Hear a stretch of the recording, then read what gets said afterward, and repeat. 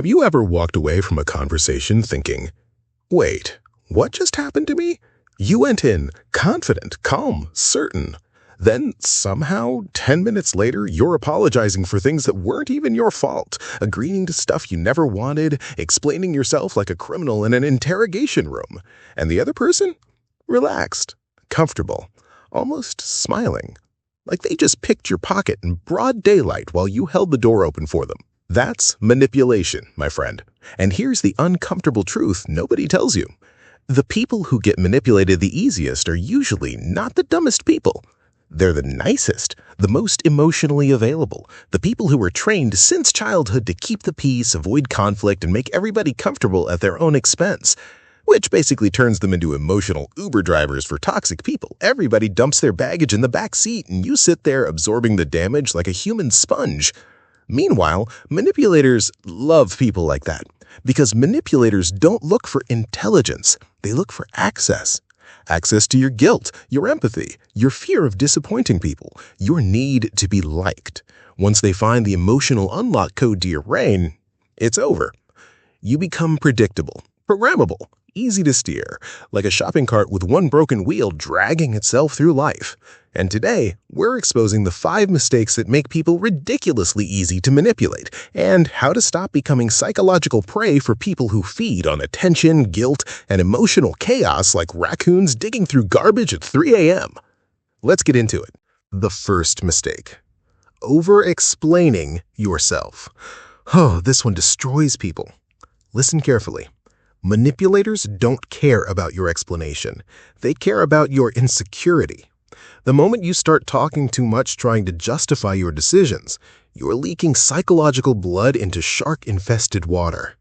You see, I've just been overwhelmed lately and I didn't want to upset anybody, and honestly, I've had a lot going on. Stop! You already lost control of the conversation, because now they can hear the guilt in your voice. And manipulators hear guilt the way wolves hear a wounded animal limping through snow. The more emotional detail you give, the more ammunition they collect. Strong people don't write emotional dissertations to defend basic boundaries. They say, no, I'm not available. That doesn't work for me. That's it. Short, clean, done. You know what weak boundaries sound like? Paragraphs. The second mistake: needing everybody to like you. This one is deadly because it feels harmless, but it turns you into emotional clay. You start changing your personality depending on who's in front of you. At work, you become softer. With friends, you fake agreement. In relationships, you tolerate disrespect just to avoid tension. You laugh at jokes that aren't funny. You apologize when somebody else hurts you. You say it's okay when your nervous system is practically on fire. And the craziest part? People can feel this desperation. You ever notice how some people sigh before asking you for a favor? That fake, disappointed sign, like you already failed some invisible morality test before you even answered? Yeah, that's emotional manipulation.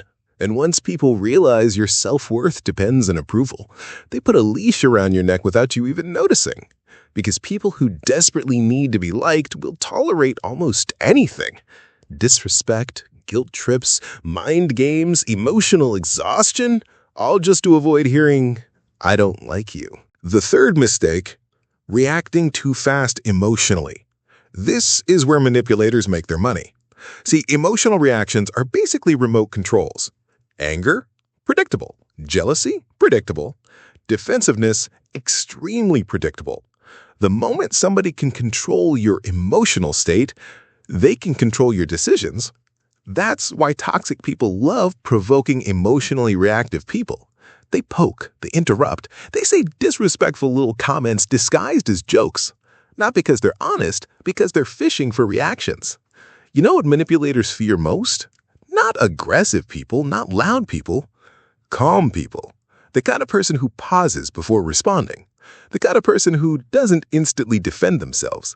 The kind of person who can sit there while somebody tries to emotionally drag them into the mud and still stay composed. That terrifies manipulators, because now their hooks have nothing to grab onto.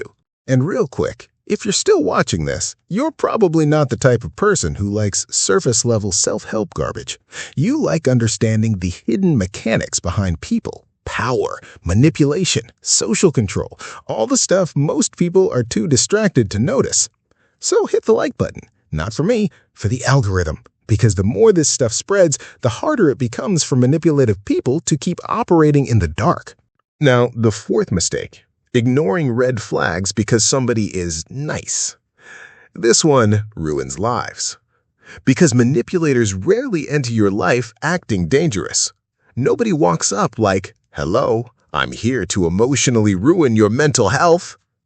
No, they come smiling, charming, attentive, funny. Sometimes they even feel too good to be true. That's because they study you before they control you. And people confuse attention with genuine care all the time. Huge mistake.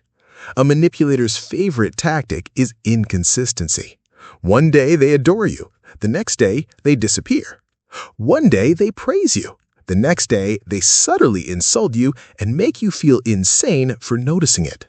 That hot and cold behavior creates addiction.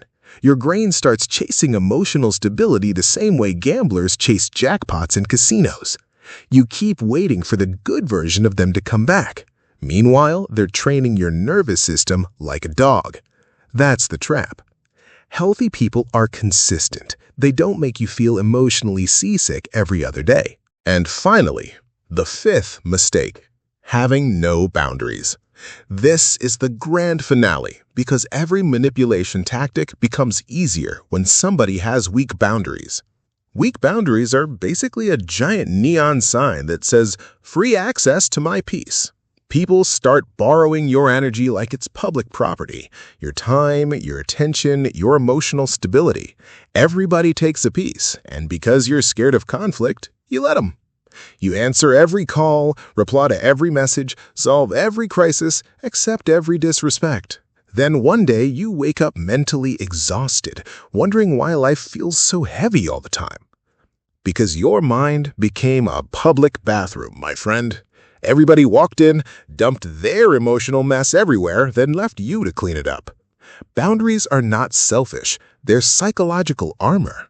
And people who get angry when you finally create boundaries, pay attention to those people, because they were benefiting from your lack of them. At the end of the day, manipulation only works when somebody has access to your emotions, your guilt, your fear, your loneliness, your need for approval. Cut off access, and suddenly manipulators start looking weak, almost pathetic, like magicians desperately trying to perform tricks after the audience already figured out where the trap door is hidden. And that changes everything. If this video hit you harder than expected, subscribe to the channel, because this channel is for people who are done being emotionally controlled, done being psychologically played, and ready to understand the hidden game most people never even realize they're trapped inside. And now I want to hear from you. What's the biggest manipulation tactic someone used on you that you didn't recognize until it was already too late? Drop it in the comments.